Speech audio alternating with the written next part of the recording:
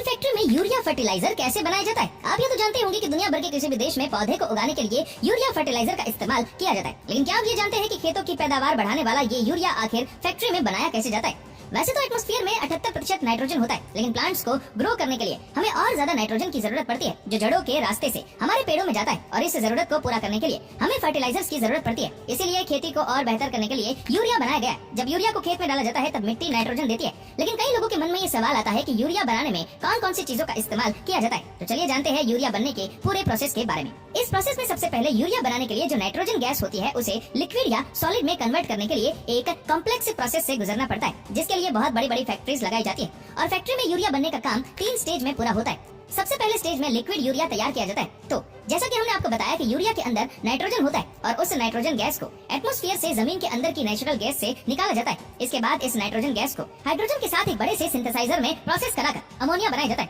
ये जो ammonia gas हमें मिलती है उसको कार्बन डाइऑक्साइड गैस के साथ रिएक्ट करवाया जाता है। इस कार्बन डाइऑक्साइड गैस को भी एक नेचुरल गैस से लिया जा सकता है। अमोनिया और कार्बन डाइऑक्साइड की रिएक्शन से लिक्विड अमोनियम कार्बामेट और बहुत ज्यादा हीट जनरेट होती है, और इस हीट को भी आगे की प्रोसेस के लिए यूज कर लिया जाता है। यहाँ यूरिया बनाने का पहला स्टेज खत्म होता है। सेकंड स्टेज में लिक्विड अमोनियम कार्बामेट में और ज्यादा टेम्परेचर ऐड करते हैं ताकि उससे पानी को अलग कर दिया जाए और जितना हो सके उतना सॉलिड अमोनियम कार्बोनेट हमें मिल पाए। और आपने भी कभी देखा होगा कि यूरिया बहुत ही बारीक दाने जैसे होते हैं। अब आप सोच रहे होंगे कि इतने बड़े अमाउंट में इतने छोटे छोटे दाने कैसे बनाए जाते होंगे।